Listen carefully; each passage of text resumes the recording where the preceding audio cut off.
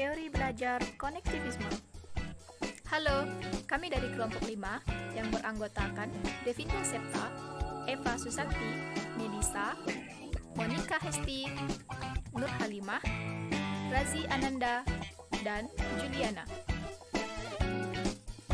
Pengertian teori konektivisme. Konektivisme adalah salah satu teori pembelajaran pendidikan terbaru.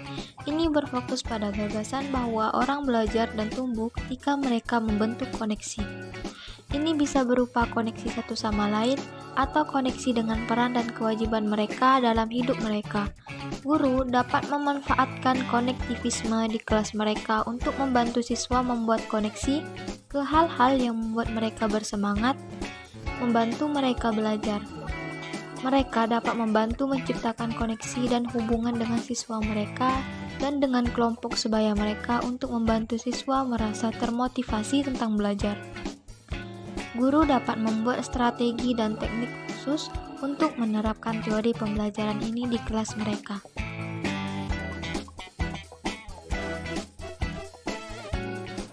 Pengertian teori konektivisme menurut ahli. Menurut George Simmons, teori belajar konektivisme merupakan sebuah paradigma baru dalam dunia pendidikan. Bagi negara berkembang dengan perangkat teknologi yang canggih, dapat digunakan sebagai media pembelajaran yang berorientasi untuk memudahkan siswa dalam belajar. Munculnya teori belajar konektivisme menambahkan serangkaian teori belajar yang berkembang dengan seiring perkembangan zaman, yaitu teori behavioris, teori kognitif, konstruktivis, dan kini muncul teori belajar kognitivis. Teori konektivis adalah salah satu teori belajar yang berasal dari aliran behaviorisme. Dalam mendefinisikan perilaku, teori-teori belajar kaum behaviorisme menekankan perubahan dalam perilaku sebagai hasil dari koneksi atau asosiasi stimulus respon yang dibuat oleh pelajar. Ciri teori belajar konektivisme. Konektivisme adalah kerangka teoritis untuk memahami pembelajaran di era digital.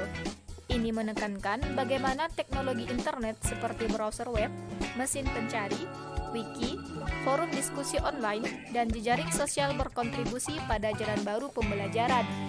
Pembelajaran tidak hanya terjadi dalam diri seseorang, tetapi di dalam dan di seluruh jaringan. Konektivisme melihat pengetahuan sebagai jaringan dan pembelajaran sebagai proses pengenalan pola. Saya Devinda akan melanjutkannya. Adapun cara menerapkan teori konektivisme ke siswa. Yang pertama, pembelajaran dan pengetahuan berada dalam keanekaragaman atau diversity, pandangan, pendapat, atau opini. Yang kedua, pembelajaran merupakan suatu proses menghubungkan sumber-sumber informasi, terutama nada-nada khusus. Selain itu, pembelajaran dapat terjadi di luar diri manusia. My research is non-human appliances. Yang ketiga, kapasitas untuk dapat mengetahui lebih penting dari apa yang saat ini diketahui. Yang keempat, mendorong dan memelihara hubungan diperlukan untuk memfasilitasi terjadinya pembelajaran berkelanjutan. Dan yang kelima, kemampuan untuk melihat hubungan-hubungan antara bidang-bidang, ide-ide, dan konsep-konsep merupakan keterampilan ini. Baiklah, itu saja yang dapat saya sampaikan.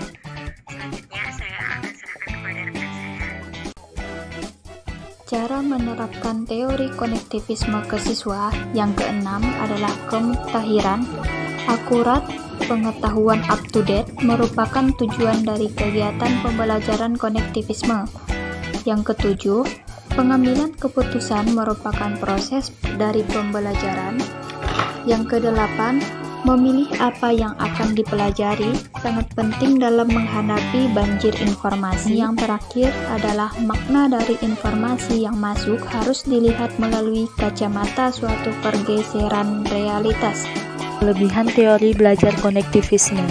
Kelebihan teori belajar konektivisme yang pertama itu, siswa lebih kreatif dan mandiri. Yang kedua, siswa memahami bahan ajar lebih mudah. 3. Mengutamakan pada pengembangan pengetahuan yang dimiliki pada setiap individu. Yang keempat, siswa dituntut berpikir lebih aktif dan terbuka atau berpikir secara kritis. Yang kelima, mempertahankan daya ingat peserta didik. Kekurangan belajar teori konektivisme. Teori ini seringkali tidak mampu menjelaskan situasi belajar yang kompleks, sebab banyak variabel atau hal-hal yang berkaitan dengan pendidikan dan atau belajar yang tidak dapat diubah menjadi sekedar hubungan antara stimulus dan respon. Meskipun banyak tingkah laku manusia yang otomatis, tidak selalu bahwa tingkah laku manusia itu dapat dipengaruhi secara trial dan error, sehingga yang dipentingkan dalam belajar ialah memperkuat asosiasi tersebut dengan latihan-latihan yang datang terus-menerus. Kesimpulan, teori belajar konektivisme merupakan teori pembelajaran baru yang muncul akibat adanya perkembangan zaman yang semakin maju di era globalisasi seperti sekarang ini. Teori konektivisme melengkapi teori belajar lain yang dianggap kurang efektif di era sekarang. Teori ini menuntut siswa untuk berperan aktif di dalam proses belajar hingga siswa akan lebih kreatif dan terbuka dalam menerima hal-hal baru yang lebih bernilai positif. Teori ini sampai sekarang masih terus diperbaiki agar dapat meningkatkan kualitas dan meminimalisir kekurangan yang ada sehingga dapat mendorong terciptanya teori belajar yang sesuai dengan perkembangan zaman. Oleh karena itu, teori ini berkembang dan diharapkan mampu meningkatkan proses pembelajaran yang serba menggunakan teknologi. Sekian materi dari kami. Terima kasih.